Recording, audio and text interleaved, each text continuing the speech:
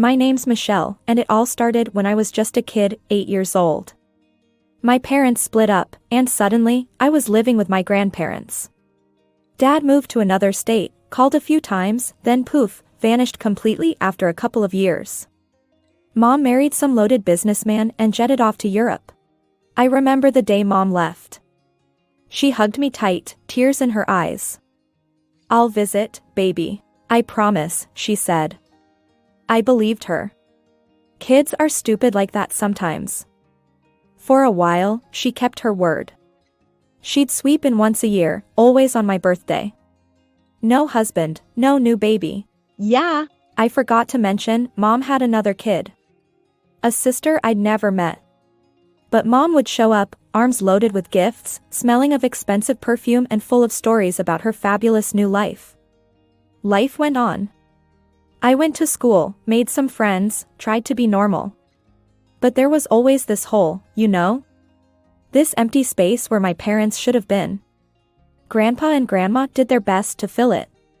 Grandpa would take me fishing on weekends, teach me how to bait a hook and cast a line. Grandma was always in the kitchen, cooking up a storm.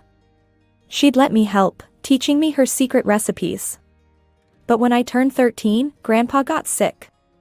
Cancer, the doctors said. It was quick, brutal. One minute he was there, telling his corny jokes and showing me how to fix a leaky faucet. The next, he was gone. The funeral was small. Just me, Grandma, and a handful of neighbors. Mom couldn't make it. "Business emergency," she said over the phone. I wanted to scream at her, tell her that her own father was dead, for crying out loud. But I didn't. I just said, "Okay, Mom, I understand." When I turned 16, Mom's yearly visits suddenly stopped. No explanation, no apology, just radio silence. Our relationship dwindled down to occasional phone calls, usually initiated by me. Meanwhile, I threw myself into my studies. Graduated high school with decent grades, nothing spectacular but enough to get me into a local college. Those years flew by in a blur of classes, part-time jobs, and hanging out with friends. Before I knew it, I was tossing my cap in the air at graduation. After college, I landed a job at a local marketing firm. Nothing glamorous, but it paid the bills and gave me a sense of purpose. Life was okay. Not great, not terrible, just okay. I had my routine, my friends, my cozy little world in Grandma's house. But life, that sneaky bastard, had other plans. It started with Grandma forgetting things. Small stuff at first, where she put her glasses, what day it was. I brushed it off as old age.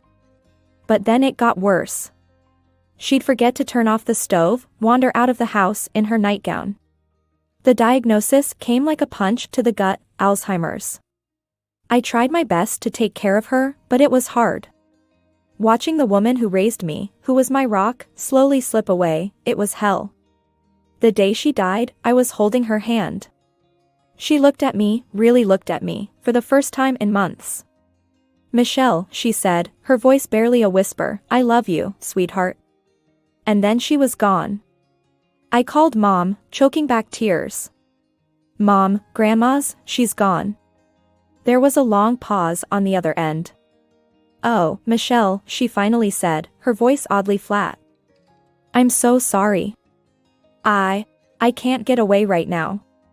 Work is just crazy. You understand, don't you?" So I planned the funeral alone.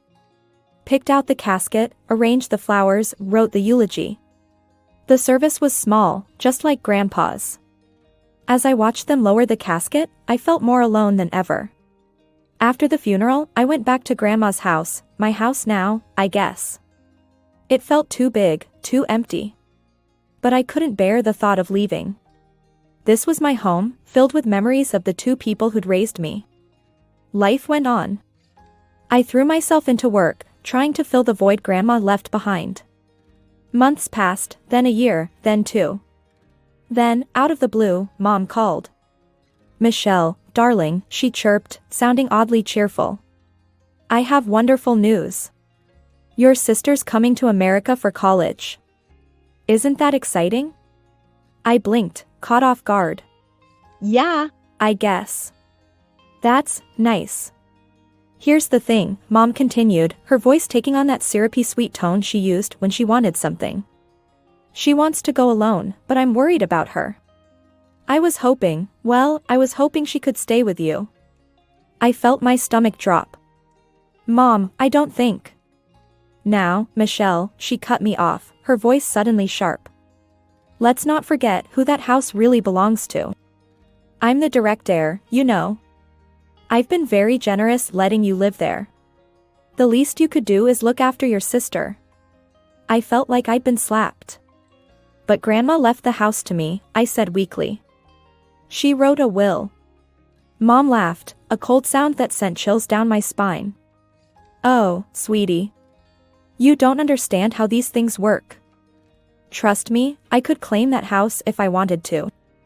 But I'm not going to, as long as you help out with your sister. Understand?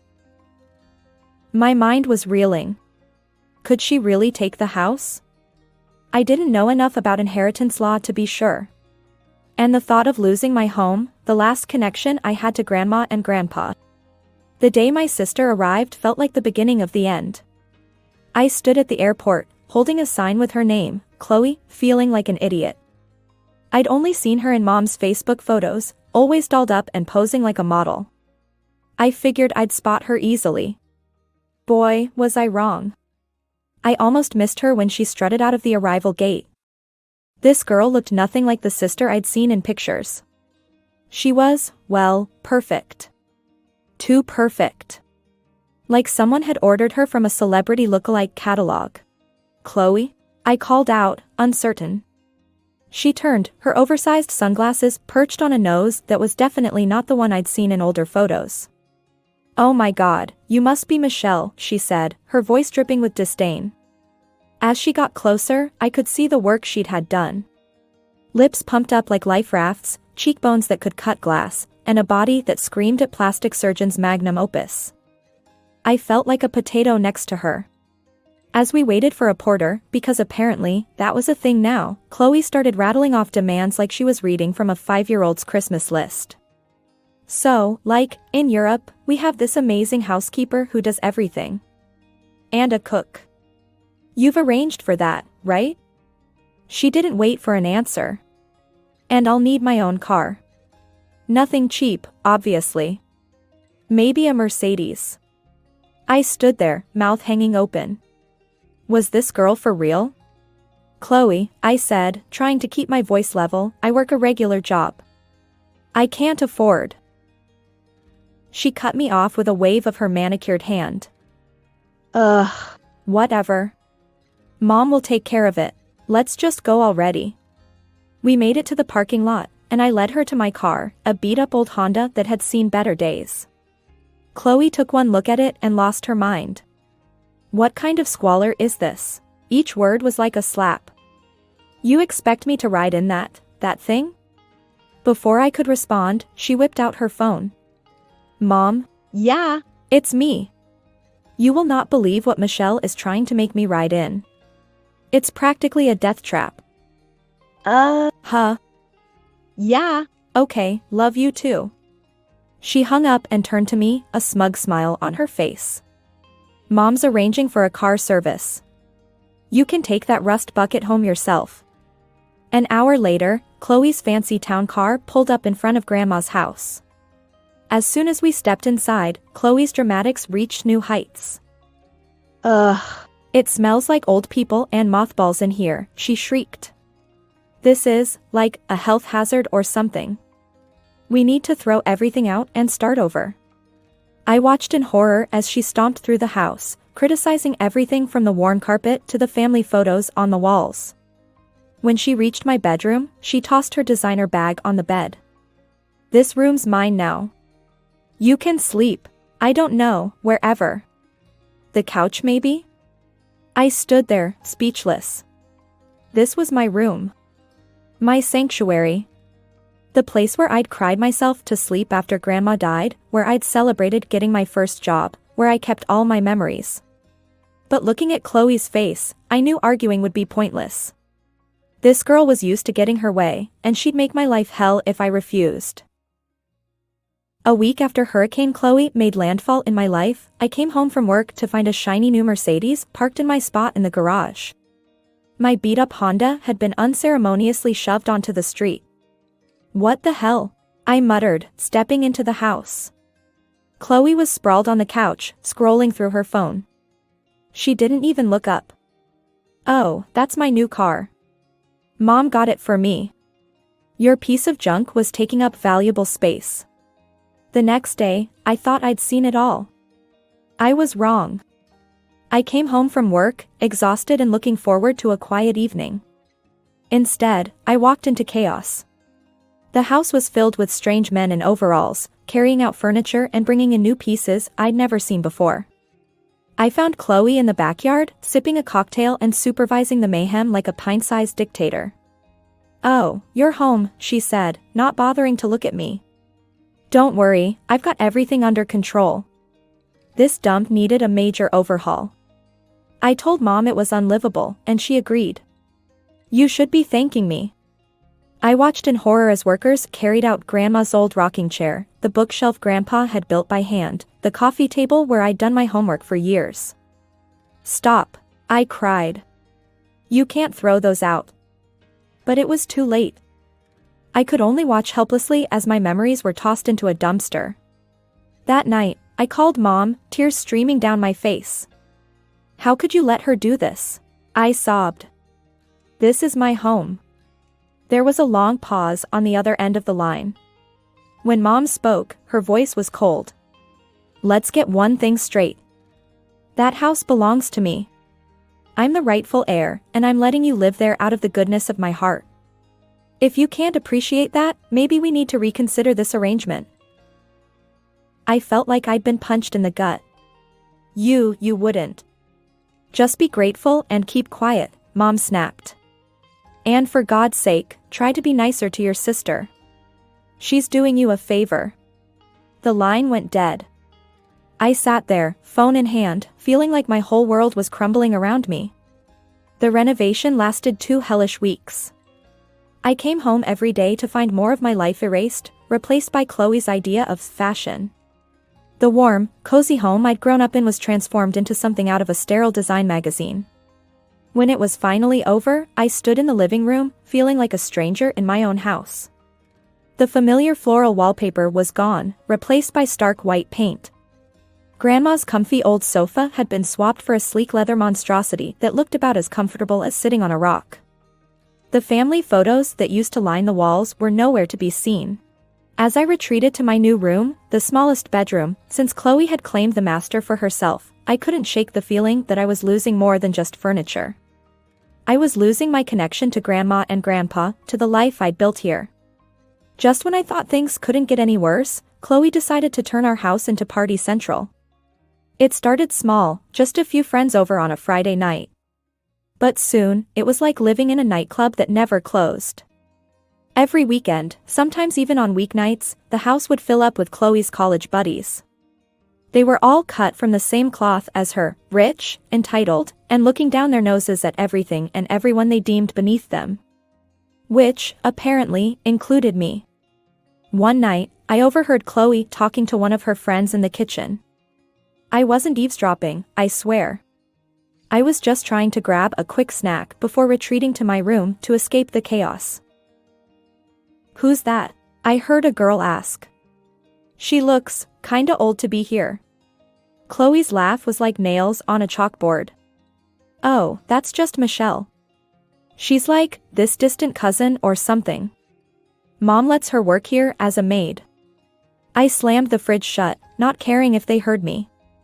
Tears stung my eyes as I stormed back to my room. How dare she? This was my house, damn it. The next morning, after Chloe had finally rolled out of bed around noon, I confronted her. "No more parties," I said, trying to keep my voice steady. "This has to stop. I'm tired of coming home to a house full of strangers. I'm tired of the noise, the mess, everything."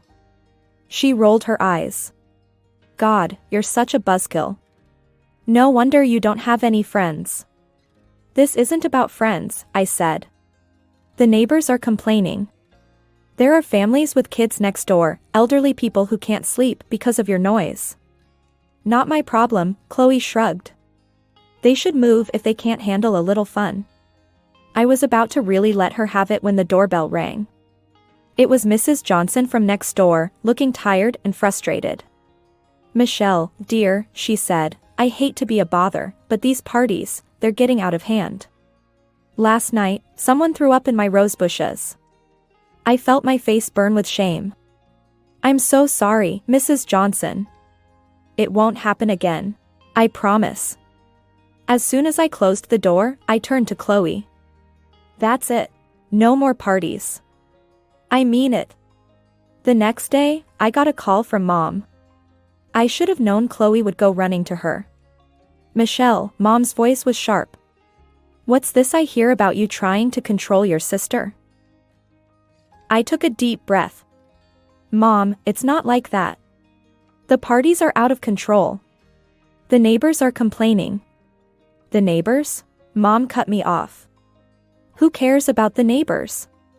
Your sister is trying to make friends, to have a normal college experience. And you're trying to ruin it for her. But Mom. No buts, she snapped. I won't have you interfering with Chloe's studies or her social life. Do you understand me? I felt something snap inside me. All the frustration, all the anger I'd been holding back, it all came rushing out. No, Mom, I don't understand, I said, my voice shaking. I can't live like this anymore. Take your precious Chloe back to Europe if you want, but I'm done being her maid and punching bag. I hung up before she could respond, my heart pounding. I'd done it. I'd finally stood up for myself. Just when I thought I'd finally taken a stand, life threw me another curveball. A week after my ultimatum to Mom, she showed up on my doorstep unannounced. She looked different, tired, worn down in a way I'd never seen before. Michelle, she said, her voice quivering. We need to talk. I let her in, my mind racing. Was she here to take the house? To drag Chloe back to Europe?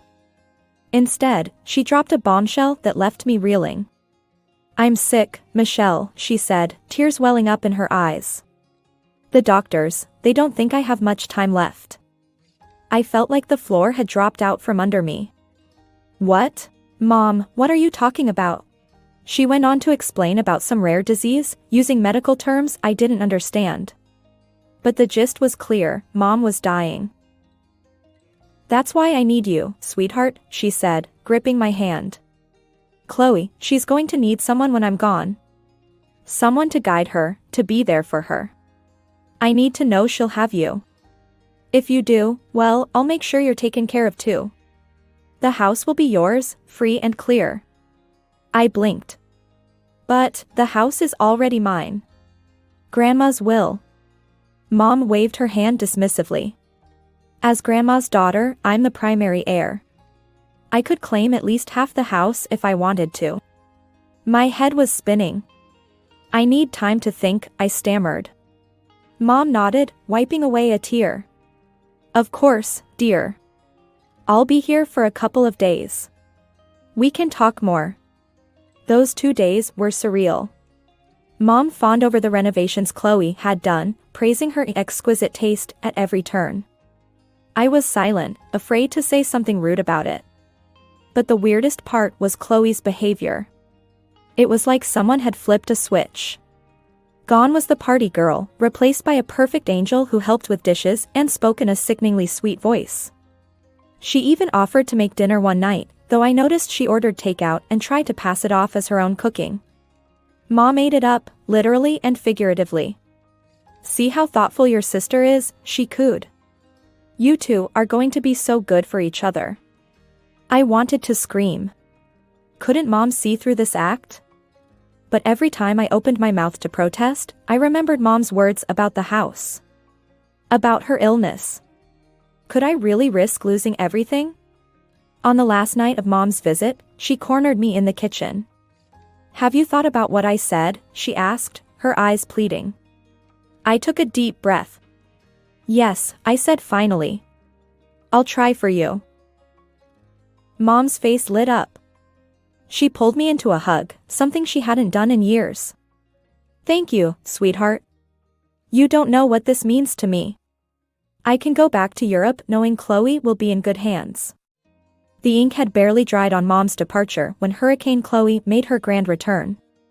The following week, I got off work early and headed home, looking forward to a quiet evening. As soon as I turned onto our street, I knew something was wrong. The bass from some EDM track was so loud it made my car windows vibrate. I burst through the front door to find my worst nightmare come to life. The house was packed with people, drunk college kids, sketchy-looking older guys, even a couple making out on my grandmother's antique table. Chloe, I screamed over the music. Where are you? I pushed through the crowd, dodging spilled drinks and grabbing hands. When I reached Chloe's room, I found the door locked. Without thinking, I kicked it open. Chloe was there, tangled up with some guy I'd never seen before. They both looked up at me, startled. What the fuck? Chloe shrieked. Get out. Something in me snapped. All the frustration, all the anger I'd been bottling up for months came pouring out. No, you get out, I roared. All of you. This party is over. I stormed through the house, turning off the music and shouting at people to leave. When they didn't move fast enough, I grabbed the phone. I'm calling the cops, I yelled. Anyone still here in 5 minutes is getting arrested. That got them moving. The house emptied in record time, leaving behind a mess that made my stomach turn. Chloe emerged from her room, her face twisted with rage. What the hell is wrong with you? She spat. You're just jealous because I know how to have fun. Well, guess what? I got kicked out of college, so now I can party whenever I want. And there's nothing you can do about it. Something inside me broke. Without thinking, I grabbed her arm and dragged her to the front door. Oh. Yeah. Watch me. I shoved her outside, then ran back to her room.